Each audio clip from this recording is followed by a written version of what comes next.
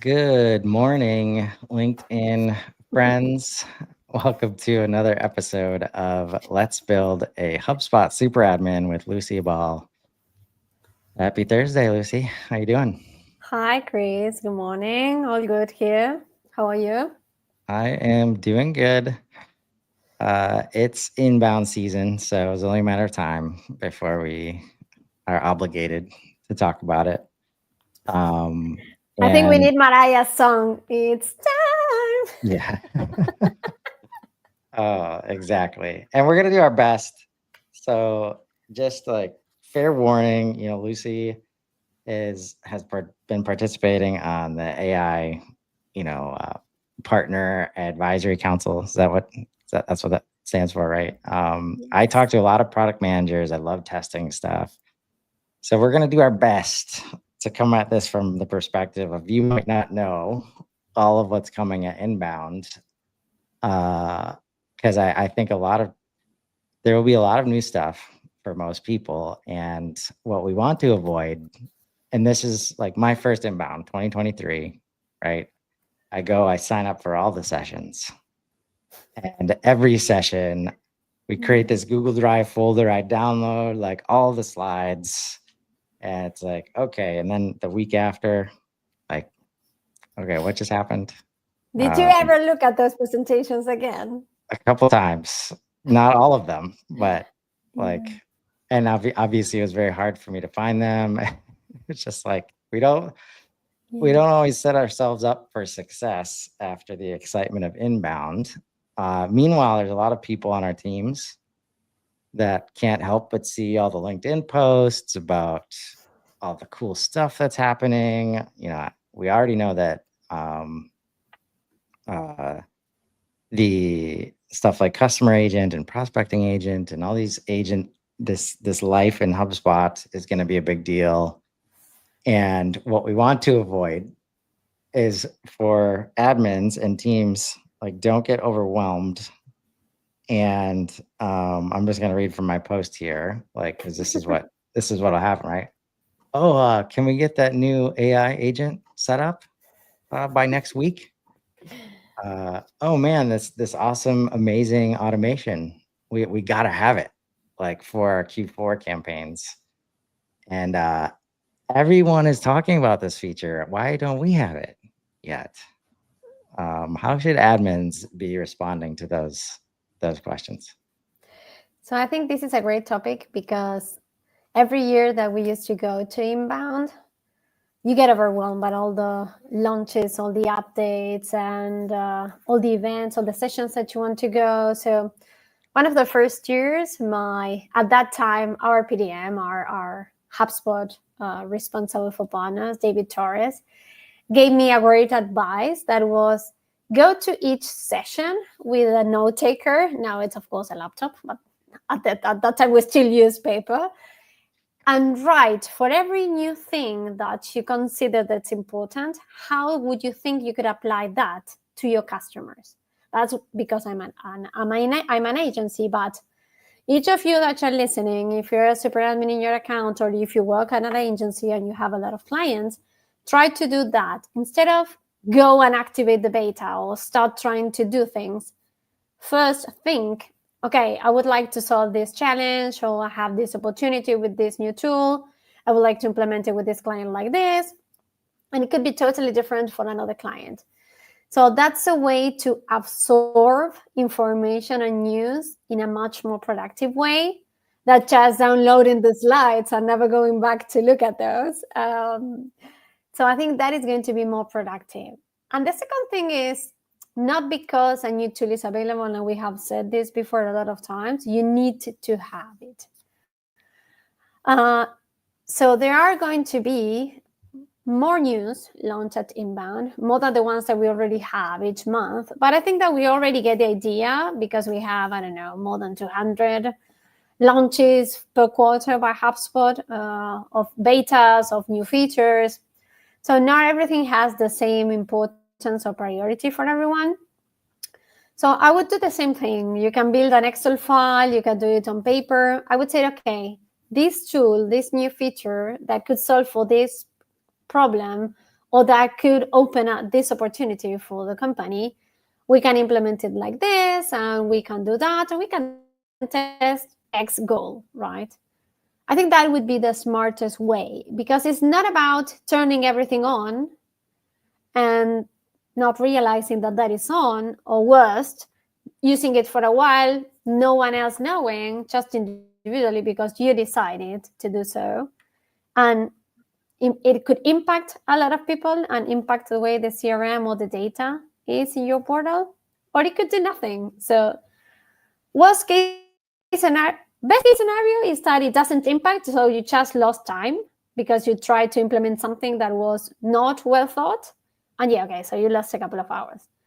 Worst case scenario is that you impact a lot. And we have discussed a couple of examples that had happened to me with clients in other sessions. So it's something to be super conscious. But without all the lecture, again, I would think about that. I would think about, yeah, okay, this is a cool feature. You could have it, but how are you going to use it? It's not just because I want it like a 6-year-old kid.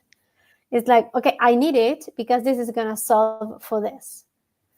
And I think that is a different approach. If you think about how HubSpot considers private betas, just for everyone who is listening and doesn't know what we're talking about, private betas are new ideas, new beta features that are put in the portals available for customers, but by private invitation and justifying why do you want to participate in that beta. So not everyone gets approved. It's not like a public beta that you can enroll, test it, and then you give your feedback. It's just like a small study group. So sometimes we all apply for private betas and we don't get approved. Why? Because we are not the target of that feature. We are not using the hub, or we are not the type of company, or we don't have the data model, or we don't have the internal structure that HubSpot wants to test for that. So that being translated to everyone else means that not all betas are for everyone. Not all new features are thought for everyone. You don't have to apply everything new that it's coming out. And I think that the new shiny object, of course, is AI, is agents. There is going to be, without telling secrets, there are going to be a lot of news there.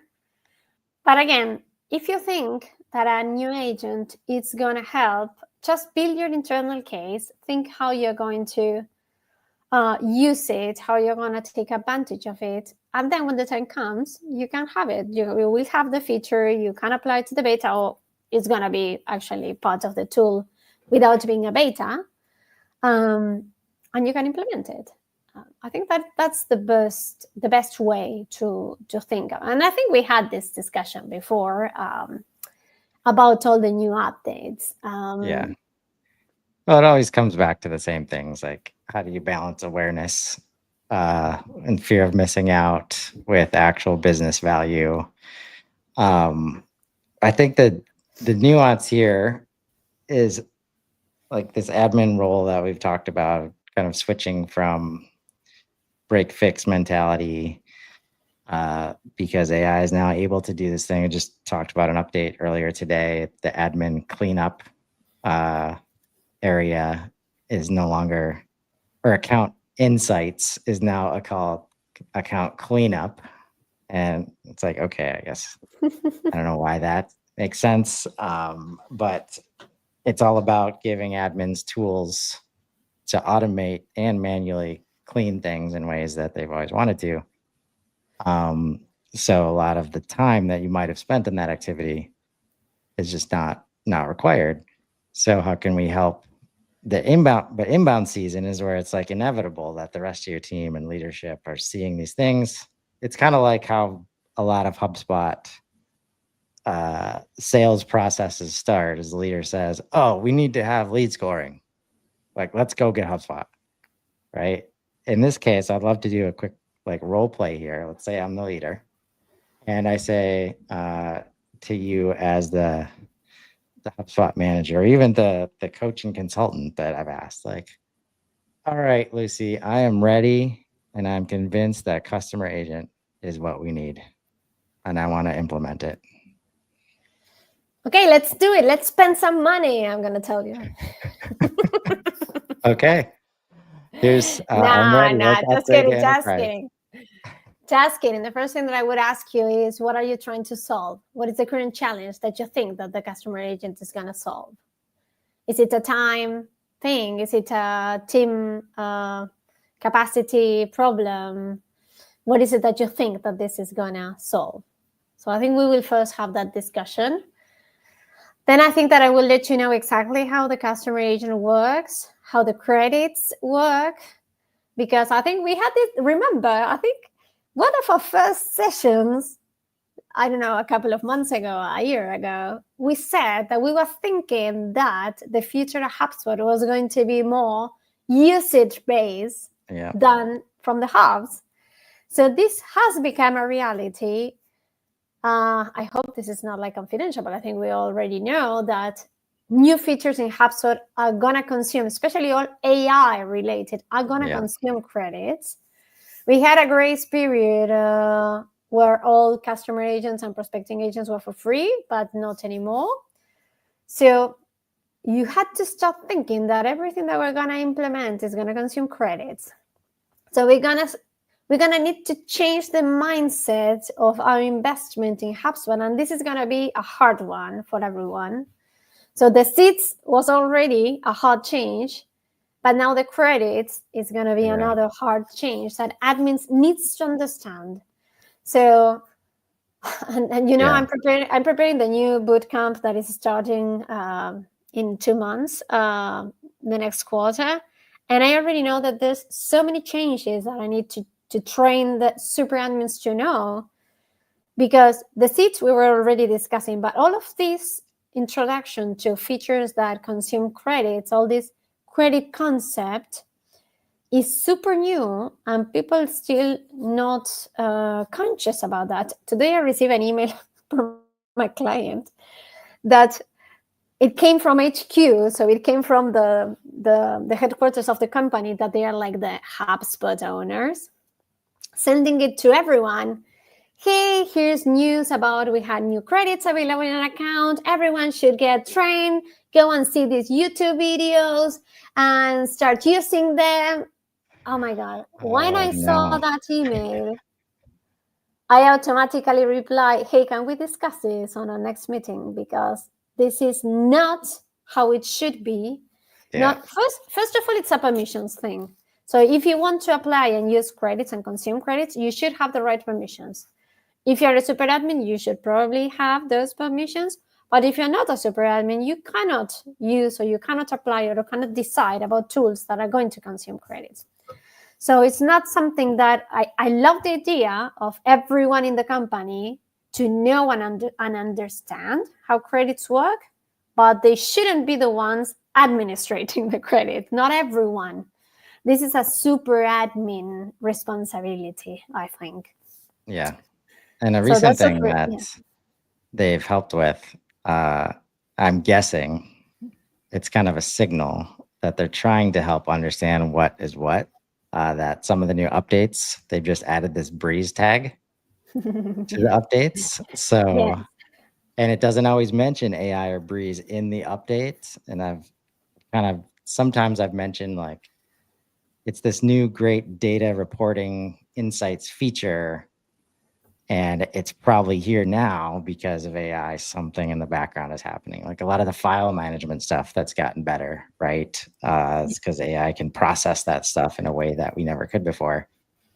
So I think that's going to be helpful. But just to confirm for people, like, what cost credits right now, we have customer agent, that when that became credit usage, that was when it moved from public beta to live, right? And none of the other agents are live, and we expect when they do come live,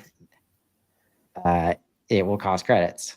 And we've also got Breeze Intelligence, so data enrichment, and there's this in between that is really the example of how I think very quickly you should start to be in a place of, if you think AI might be involved, like Breeze might be involved in helping with that thing, like you better make damn sure that it's not using credits, or just assume, like, understand, right? And what I'm talking about is smart properties, right? Which is the ability to call LLM, functionality and help transform data into a property, right? And that cost credits too. So that really sets the foundation. And so if you can tie that together with inbound, like, it's going to be about more agents, more accessibility, you can expect more needs for credits, right?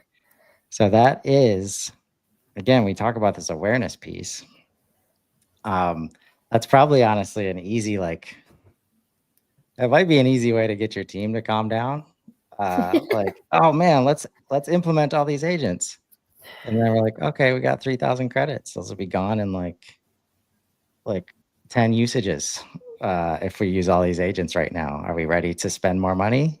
And then if the answer is like, well, of course, and it's then it gets into the budget conversations. Even though people can think, I hate this situation and we have to spend more credits, from my point of view, this was always the only way to make people think about the real value of what you want to build or do. Because whenever we are approached by any prospect or any HubSpot client asking us, hey, can you build me an integration? Can you build me this custom action? Can you build me this custom agent? Yeah, but again, what are you trying to solve? Is this so important to you that the investment justifies what is going to cost compared to what you're solving? Because again, if you're going to spend a lot of money just completing things, yeah, okay, let's just spend all the credits to complete information that nobody uses ever in anything. It's not used in a list, it's not used in a report, it's not used in a filter, it's not used in segmentation, it's not used in personalization. So why are we spending money in completing information that nobody uses? So again, just because you have the possibility doesn't mean that you need to do it or you need to spend the money on that.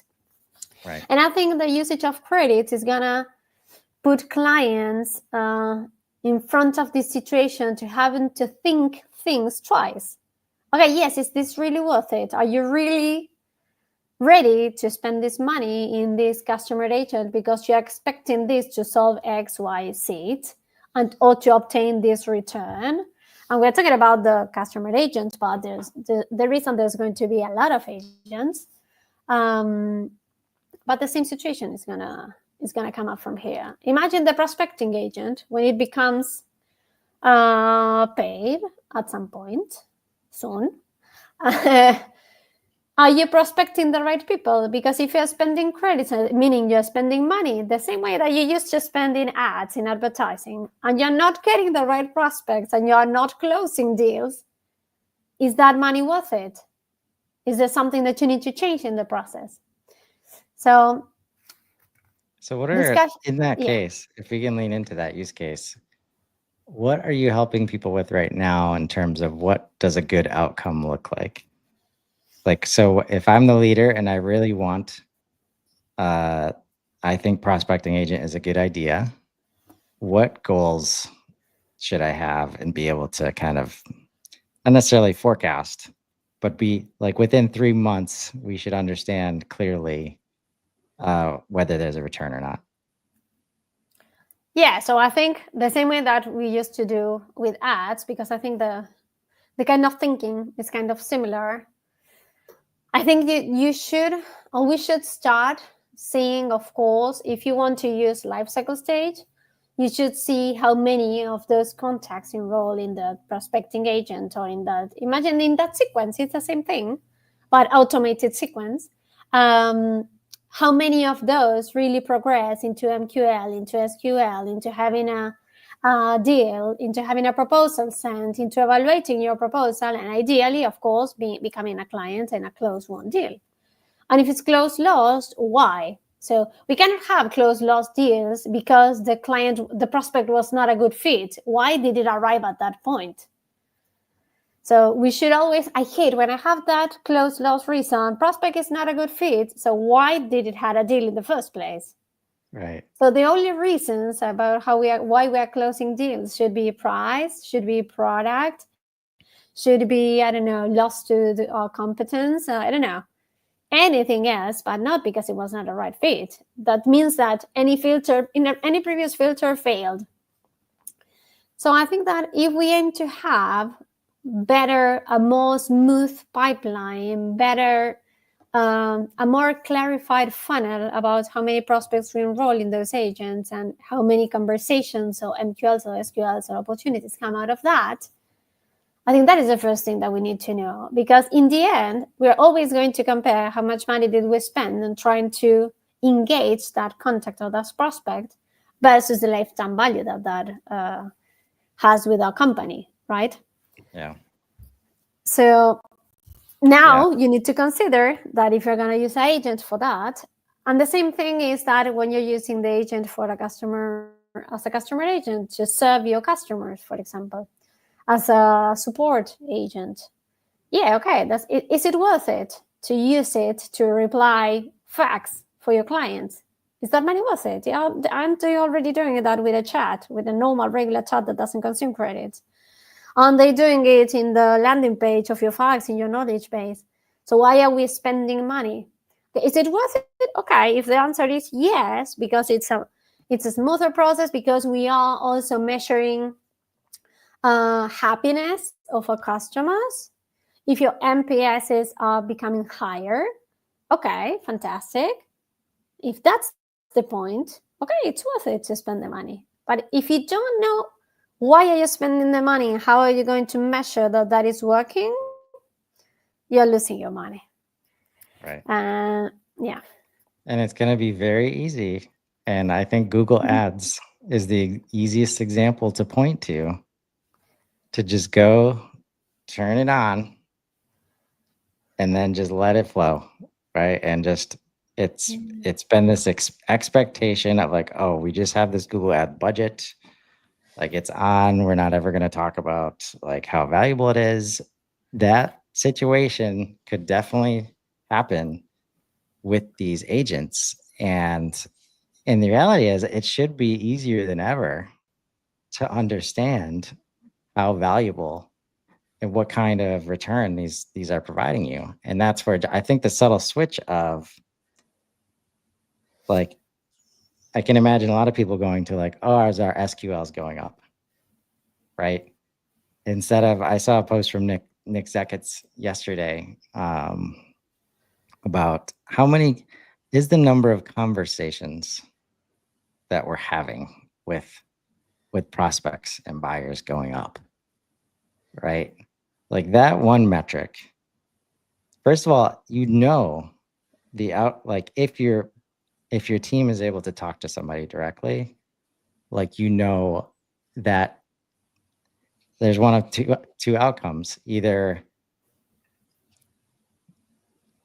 it's a good fit and they move forward, or it's a bad fit and they don't. And the learning experience from that is kind of like the secondary like value of that. And if the prospecting agent can create more of those, that as a goal is much different from just taking people from MQL to SQL, right? And trying to replace like the SDR and the process that would have been doing that. All of a sudden, there's a much realer path towards very tangible value that is felt by the whole team.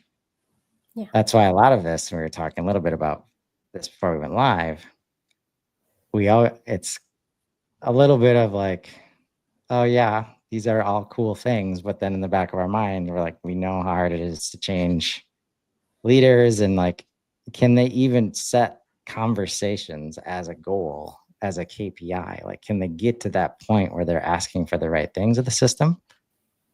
Because I do want, like, before we wrap, like, we know that the feeling of I need to be using and leveraging AI is going to increase for a lot of people at inbound, after inbound, and admins and owners of HubSpot will guaranteed be looked to, because HubSpot is doing a very good job of like associating HubSpot and AI. Like you will not be able to separate like these things. So your team will have no choice but to look to you.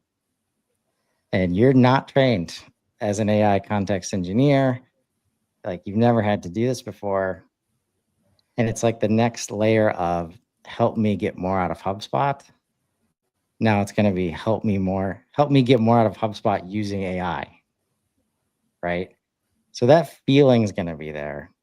And if they've been holding off until this point, and let's say they finally, okay, I need to take AI seriously, where are you telling them to start? And you might have this like planned in your boot camp coming up, I would imagine. But like if that's where they finally HubSpot makes it make sense for people, and they're like, okay, I need to figure out how to use AI for our business. Like, where do they start? So I wanted to mention one good example that I have from one client is that every time that he wants to purchase any new hub or any new feature in HubSpot, he has to present an internal business case. And even though it's a pain in the ass for me because I had to help build a lot of documentation and a lot of explanation about the tools and what we're going to obtain about, I think it's a great way of really thinking and justifying and planning what we are going to do, why we are going to do it, and how can change, okay, because maybe now we're going to do one thing and then we end up doing something else. But what we're going to measure and how we're going to know that this was successful or not. So I would strongly recommend anyone that is thinking about implementing anything, AI related or not, to use that type of business case model to think about any feature that they want to use. The second thing is that I think we already know that each account has free credits each month. If you're started, I think you have 500. If you're pro, you have 4,000 or 3,000. And if you're enterprise, you have 5,000. So, but why? Is it HubSpot that became super helpful and super jolly and said, okay, we're going to gift everyone credits? No, it's a bait, people. It's a bait. They want you to test. They want you to love the use of credit so that then you can go and buy something else. Is this bad? No, I think it's a good strategy. And I think it's a good start for admins to build these business cases, test them, so that then with the results of the test of this pilot experiment that we're going to do, you can try to build your business case to buy more credits. And you're going to have an estimation because clients come to me. A client that is already using the customer agent and already bought like 50,000 credits is asking me, Lucy, but how many credits should I need each month? I don't know because we have never used it. So let's just do it 1-2 months and then we'll see. I'm not a wizard. I'm not a witch. I don't see the future. So I don't know how many credits you're going to need each month. This is a new path that we're all discovering together. I can tell you the experience among clients, how has it been, but it's not something certain. So these free credits that we get are for you to use, to test, to start trying to solve specific problems, challenges, opportunities, if you want to do. Okay, and you can change each month. If you want to test this month the customer agent, you can test it. If you want to test next month the prospecting agent, if you want to do enrichment this month, you can do it. But start doing those tests with your business cases so that then you can decide, okay, what is really needed and how this really impacted the way the business is working, right? And if the investment is going to be really justified. Right. So I would start doing that. The first thing that I think people need to understand, if you have never done anything related to AI, if you don't understand, because I've been asked this question, I don't understand what AI means. Yeah, I know it's artificial intelligence, but what does it mean? They want to see it in HubSpot. They don't understand because they cannot touch it. Yeah. And I think that the best explanation that I came up with was think as workflows, meaning automations, faster and more intelligent. But it's like the same thing. except that now the agents come already like in a box with some kind of programming so that you don't need to program, and with some specific setup with prompting that, again, admins should start learning how to prompt so that you can customize it a little bit. Yeah. But it's the same way that you used to program workflows, so that you had to challenge yourself to understand workflows and to how to build the things that you wanted to build in a workflow. Now you're going to be doing it customizing an agent in a lot of ways. I'm not saying that agents are not going to replace 100% workflows, but in a way, a lot of the things that we used to use a workflow to do, there are some agents or the assistant is going to help us do that faster. Yeah. And I do like leaning towards the intelligence side of it, because we've had access to a lot of automation that we're going to be counting on from AI, and always trying to figure out how to better explain this to people. And what just came to mind, like that brief, that internal business case brief, right? If we can understand that when you ask AI to help with that, right? Because that's the thing, what we usually see is, I don't want to think that hard. I don't want to do that part. I'm going to have to think through it. It doesn't help me get anything done right now. And this relates to mapping, like process mapping, like all this documentation that we avoid because it's hard and you have to sit and think through stuff. And it's not, I'm not saying go ask Copilot to make it for you. What I am saying though, that will be your best friend in helping you truly understand your portal and what HubSpot's capable of. Like, think of it like knowledge base. And it's not always there perfectly right now. I get it. But this is a lot of the vision of Breeze Copilot as an assistant. It's HubSpot knowledge base plus your portal, like the context of your portal. And we've never had really access to it in this way, except for like the best admins that are just great at documentation and like they have all these systems set up to support it. That is going to be your best friend in terms of making it infinitely easier to create these briefs, to create these things so you can communicate to the rest of your organization and avoid the situation where you're just like, that's a lot of work. Let me just use some credits. I'll figure it out myself. And then I'll show everybody how awesome it is, which almost never works. Or I don't want to do the brief, so I'm not going to look into even using it. Like, I'm just going to keep it over here. Like, we're fine right now. And then missing out on things like credits, where if you knew how to use all 3,000 credits, it was value just added to your account, right? And like, you could use it, but we still see people who are like, oh, we've got 3,000 credits now. Where did that come from? Like, what do we use those for? Right. And again, it's a tough balance, but that's why I don't like thinking of AI in a tool perspective. Like, if you can think about it as a thought partner, not a thought doer, right? And say, hey, I think this update is a good idea. I think we should implement this. And it'll come back with, oh, that's cool. Prospecting agent is a great idea and it works this and this and this, but you don't have your ICPs filled out, your job titles are empty. Like, and it'll give you all the things that are standing in the way. And if you're ready and understand that, it can help you fill that stuff out. But that's where you start to use it, because it will, if you want it to, it'll write up the best brief ever that gives all the best reasons and help you implement that. And those are the conversations that I'm personally hoping to help people like get better at, because it wants to be your best friend in terms of your best collaborator in terms of managing a HubSpot portal, right? But we still have to be the human in the loop to put it in a place to be good at that, right? It's like the difference between hiring a bunch of yes men and women around you and hiring people that will challenge you. Yeah, totally. Right?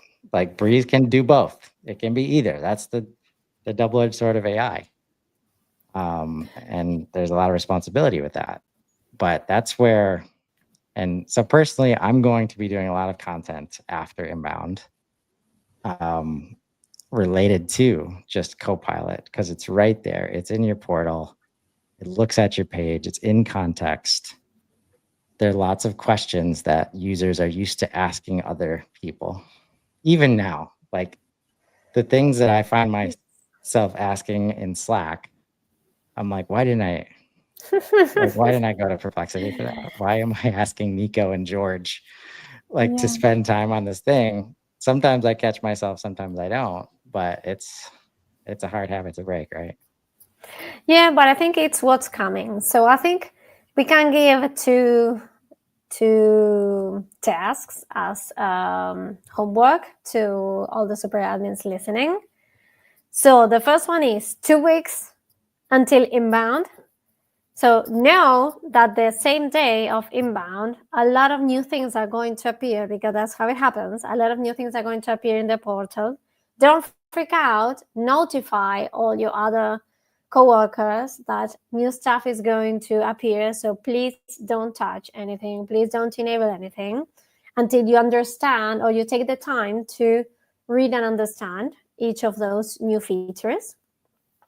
And the second thing that you can start doing is, in an Excel sheet, in a paper, whatever the way you want to do it, start building the list of things that there's still a challenge for you, for the teams internally, meaning data cleansing, incomplete information, duplicates, whatever, or having the different team members asking you the same thing 50, 100 times a week.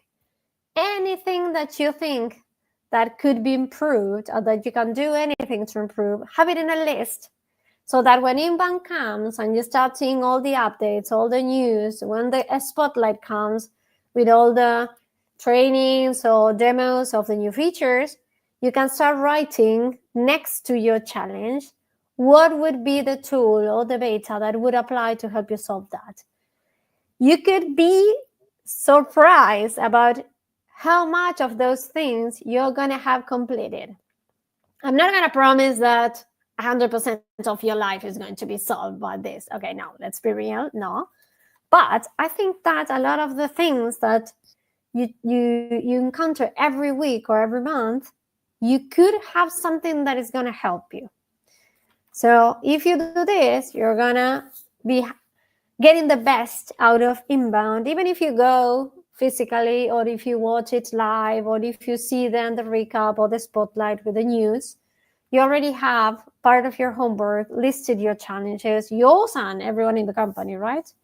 But as a super admin, we're usually the ones that have more responsibility about that. And then you can complete it with the new features or the new things that are coming. And you can start building your business cases. So yep. I think that is going to be very helpful. Yeah. And here's 3 quick things that I think are making it really easy to not just make that list and add notes and then forget about it. The product updates page and section of HubSpot keeps getting better. Today I shared on the show the favoriting feature. You can star product updates now. So that's something you could do ahead of Inbound.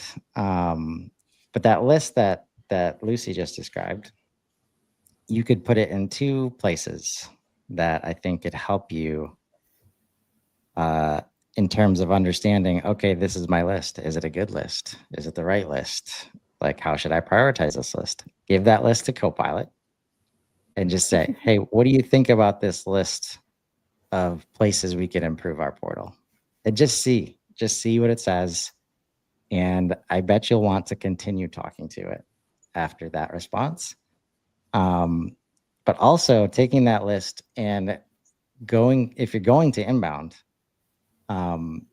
there's an Inbound agenda, like assistant agent, right?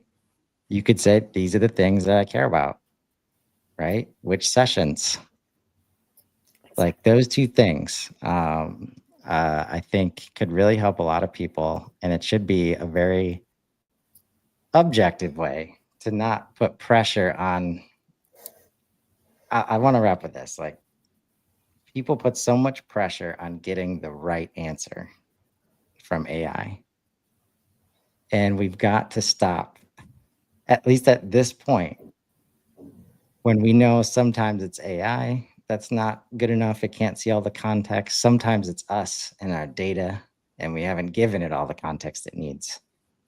But just those interactions where it's like, hey, what do you think about this list?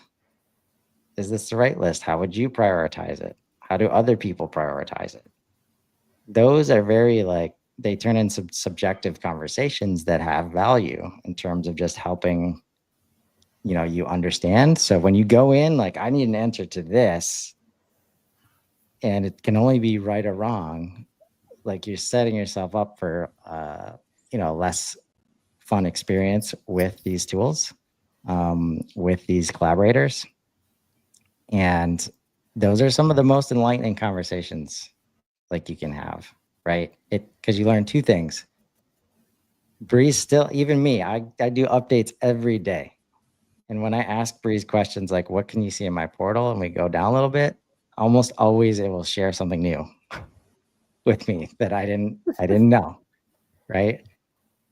And two, it will help you understand how Breeze looks at the portal, how AI looks at the portal, right? And how you can work with that. That's a huge part of the learning curve right now. And it's never been easier to like help yourself in that department and take a little bit of the load off.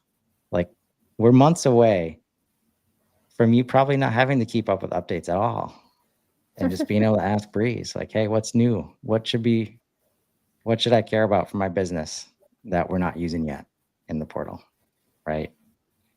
And that's where we get to turn on like coach mode and helping users in the organization and get to those briefs so that everybody can understand the value of HubSpot and AI that they're all asking us to implement, right? So, Yeah. All right. Thanks for coming to my TED Talk, Lucy.